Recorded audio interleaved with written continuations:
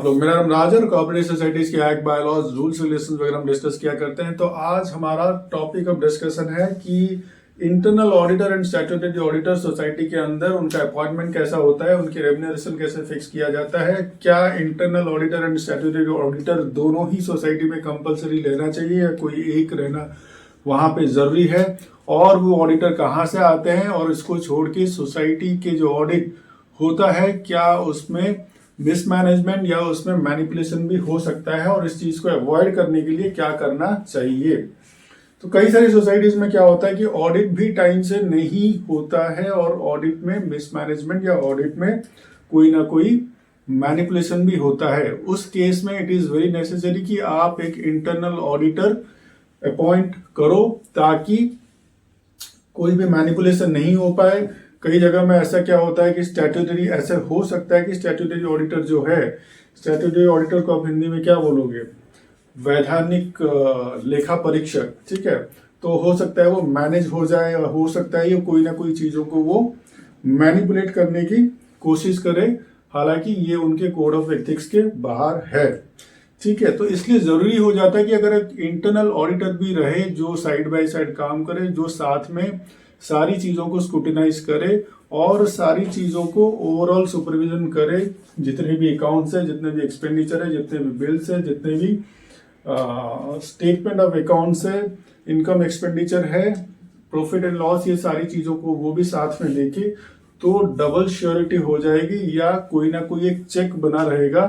कि चीजों में कोई मैनिपुलेशन नहीं हो पाए। अच्छा ठीक है, तो ये इंटरनल ऑडिटर का कैसे अपॉइंटमेंट होता है। हम अपॉइंटमेंट का टर्म इसलिए यूज कर रहे हैं क्योंकि this is for a fixed period of time, और उसके बाद जैसे टाइम खत्म हो जाता है तो उनका जो भी रेम्यूनरेशन वगैरह दे के उनका, ठीक है, उनका वहां से काम खत्म हो जाता है। तो स्टैट्यूटरी ऑडिटर के लिए भी सेम है, इंटरनल ऑडिटर के लिए सेम है, और स्टैट्यूटरी ऑडिटर को आप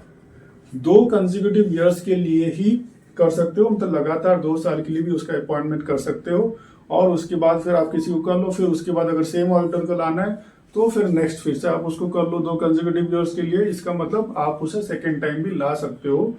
but not more than 2 consecutive years, ठीक है। तो इसी को आज ऑडिटर्स के बारे में आज जानने की कोशिश करते हैं कि ये हमारे दिया हुआ है बायलॉज नंबर 151 के अंदर में क्या बोलता है। फिर ये सोसाइटी में if it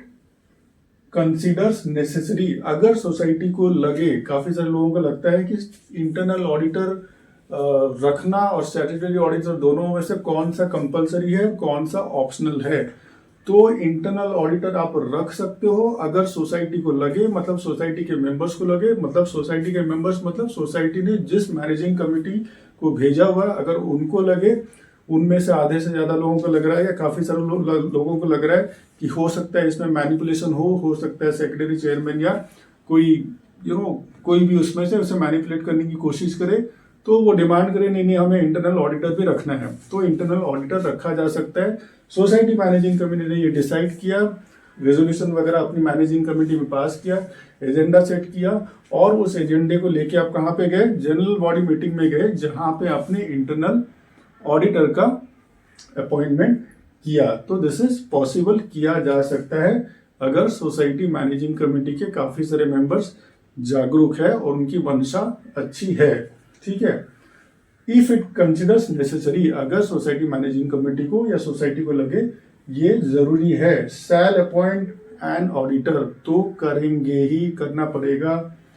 to audit the accounts of the society, जो हमने डिस्कस किया कौन कौन सी चीजें कर सकते हैं, at the general body meeting. ये तो आपने कमेटी में डिसाइड कर लिया, फिर अभी जनरल बॉडी में लेके इस एजेंडे को लेके जाओगे और जनरल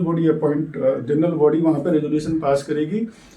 सिंपल मेजोरिटी से अगर पास हो गई, ठीक है, अगर मैक्सिमम लोगों ने मना कर दिया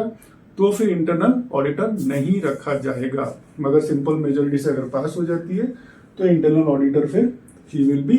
अपॉइंटेड, नाम के साथ जो भी, ठीक है। So the society shall appoint the statutory auditor. Statutory auditor मतलब जैसे हमने बोला हिंदी में शायद उसका अनुवाद क्या होगा, वैधानिक लेखा परीक्षक को किया जा सकता है। ये तो कंपलसरी है, ऊपर वाला ऑप्शनल था, अब ये वाला है कंपलसरी। अब इनको भी जनरल बॉडी मीटिंग में ही अपॉइंट किया जाएगा। काफी सारे जैसे आपने मंगा लिए कौन कौन ये हमारे सोसाइटी को ऑडिट करना चाहता है, 3 4 5 6 आपके पास में कोटेशंस आ गए और उन्हीं कोटेशंस में से जाके आपने रीड आउट कर लिया सोसाइटी जनरल बॉडी मीटिंग में, और वहां पे सबके रेट्स जो भी कोर्स वगैरह ऑफर्स आपने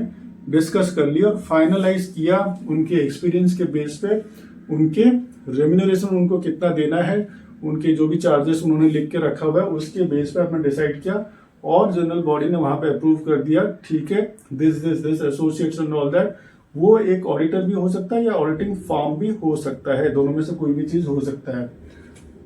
and this is from the panel of auditors. Panel of auditors made by the registrar and approved by the state government, ठीक है। So approved by the state government, same statutory auditor जैसे हमने discuss किया 2 consecutive years के बाद उसको तो उतना तक वो कर सकता है, कंटिन्यू कर सकता है। कई सारी जगह में ऐसा भी होता है कि मैनेजिंग कमिटी, देखो ये दोनों साइड से हो सकता है, कॉइन के दोनों साइड से हम देख सकते हैं। हो सकता है अच्छा खासा उनकी जो भी चीजें हैं उनको मैनेज करके दे दिया और उनका काम निकल गया, और कई सारे केसेस में ऐसे भी हो सकता है जहां अच्छी मैनेजिंग कमेटी हो, ट्रांसपेरेंट मैनेजिंग कमेटी हो,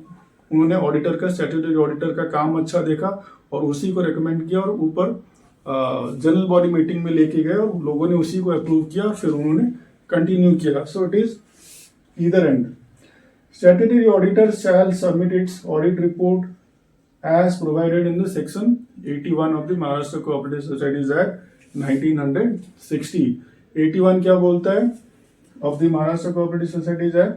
कि society shall cause be audited, से अकाउंट्स वगैरह जो भी साल में एटलीस्ट एक बार उन्हें करना पड़ेगा एवरी फाइनेंशियल ईयर। एंड जैसे फाइनेंशियल ईयर मान लेते हैं 2025-26 है आपका फाइनेंशियल ईयर जो है वो खत्म हो गया 31 मार्च 2026 को, तो खत्म होने के 4 महीने के अंदर and also cause it to be completed within a period of 4 months from the close of the financial year. तो 4 महीने के अंदर आपको मीन्स अप्रैल मई जून जुलाई के अंदर आपको ये कंप्लीट करना है, ऑडिट वगैरह कंप्लीट करना है, क्योंकि उसके आगे फिर ऑडिट रेक्टिफिकेशन रिपोर्ट वगैरह है, आपको एजीएम की नोटिस वगैरह भी लोगों को देना है और वो थोड़ा सा गैप फिर बचना चाहिए, ठीक है। और 30 सितंबर के बाद फिर आप एजीएम करोगे नहीं, एक दिन का आप गैप छोड़ दो तो 29 सितंबर हो गया और माइनस आपका 14-15 दिन जो है, तो 14 तारीख तक आपके सितंबर में लोगों को नोटिस भी मिल जाना चाहिए जनरल बॉडी का, ठीक है। It shall be responsibility of the committee to get the accounts audited within a period of 6 months, जैसे हमने डिस्कस किया। तो आपका मार्च 2026 में खत्म हो रहा है फॉर एग्जाम्पल, तो अप्रैल मई जून जुलाई अगस्त सितंबर 6 महीना,